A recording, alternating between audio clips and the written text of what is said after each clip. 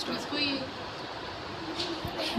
Okay, अस्सलाम वालेकुम students. आज का जो हमारे पास टॉपिक है चैप्टर नंबर 3 है। एक्टिविटी नंबर हमारे पास 3.3 है। 3.3 एक्टिविटी में उसने जो क्राइटेरिया हमें दिया हुआ है लिखा है, जैसे कर्सर ब्लिंक कर रहा है, इधर शो हो रहा है eligibility criteria of a university for is different undergraduate programs is as follows. पहला है जी हमारे पास BSS के लिए, BSSE के लिए प्रोग्राम के लिए 80% मार्क्स होने चाहिए या उससे ज़्यादा मार्क्स होने चाहिए। फिर आपका इंटरमीडिएट में ये आपके मार्क्स होने चाहिए। फिर आपका BSSE में एडमिशन होगा। देन उसके बाद है BScs प्रोग्राम के लिए 70% मार्क्स होने चाहिए, उससे ज़्यादा होने चाहिए। और BSIT के लिए 60% मार्क्स हों या उससे ज़्यादा हों। ये है आपका eligibility criteria for undergraduate programmes. अच्छा, अंडर ग्रेजुएट प्रोग्राम्स में एडमिशन के लिए क्राइटेरिया हमने देख लिया है क्या है। तो प्रोग्राम स्टार्ट हमारे पास होता है जी पहले प्री प्रोसेसर डायरेक्टिव से, जो कि हमारी हैश इंक्लूड है। देन उसके बाद STDI और .h है, जो कि हमारी हेडर फाइल है। हेडर फाइल को बेसिकली आप लोगों को पता है, पहले भी बताया है कि हेडर फाइल को एंगल ब्रैकेट में लिख सकते हैं या एंगल ब्रैकेट में नहीं भी लिख रहे हैं तो इसको डबल कोटेशन मार्क में आप लिख सकते हैं। उसके बाद है वॉइड मेन। वॉइड मेन हमारा मेन फंक्शन है, यहाँ से हमारे प्रोग्राम की एक्चुअल वर्किंग जो है वो स्टार्ट होती है।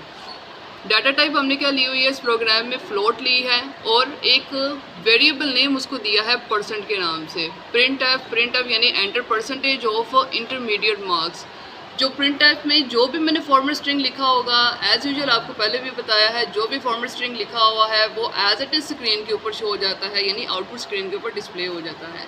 इसके बाद है हमारा स्कैन एफ दिया हुआ है। स्कैन एफ में फॉर्मेट स्पेसिफायर मैंने %f लगाया है। %f लगाने का रीज़न क्या था, क्योंकि मैंने उसकी डाटा टाइप फ्लोट यूज़ की और फ्लोट के लिए फॉर्मेट स्पेसिफायर %f लगता है।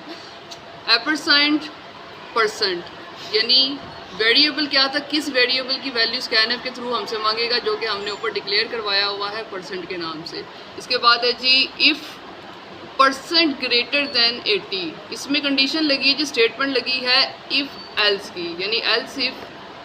तो पहले हमारे पास है इफ़ %greater than 80। अगर परसेंटेज हमारे पास ग्रेटर दैन 80 है तो पहला क्राइटेरिया हमारे पास था कि वो BSS में एडमिशन हो सकता है।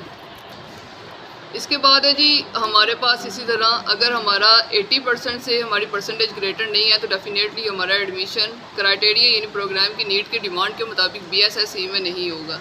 इसके बाद जो सेकंड परसेंटेज की ऑप्शन थी वो हमारे पास है जी अगर परसेंटेज ग्रेटर दैन 70 है एल्स इफ में, तो हमारे पास प्रिंट एफ में मैसेज क्या शो होगा, you are eligible to apply for BScs। आप BScs में अप्लाई कर सकते हैं अकॉर्डिंग टू प्रोग्राम डिमांड। अगर ये भी नहीं है तो इसके बाद हमारे पास एल्स इफ़ हमारे पास है %greater than 60 है, ग्रेटर दैन इक्वल टू 60। अगर परसेंटेज हमारी ग्रेटर दैन इक्वल टू 60 होती है तो हम लोग काबिल होते हैं, यानी प्रोग्राम की डिमांड के मुताबिक आप एबल हैं, एलिजिबल हैं BSIT प्रोग्राम में अप्लाई करने के। लेकिन अगर इन तीनों परसेंटेज में से आपकी परसेंटेज किसी में भी लाई नहीं कर रही है, आप क्राइटेरिया से बाहर आ रहे हैं, नॉट एलिजिबल हैं, तो उसमें हमारे पास प्रोग्राम डायरेक्ट मूव कर जाएगा किस चीज़ पर, एल्स पोर्शन में। एल्स पोर्शन में मूव करेगा। एल्स पोर्शन में मूव करने के बाद एल्स पोर्शन में प्रिंट एफ में जो मैसेज लिखा होगा वो एज इट इज़ स्क्रीन के ऊपर शो हो जाएगा। That's it, thank you.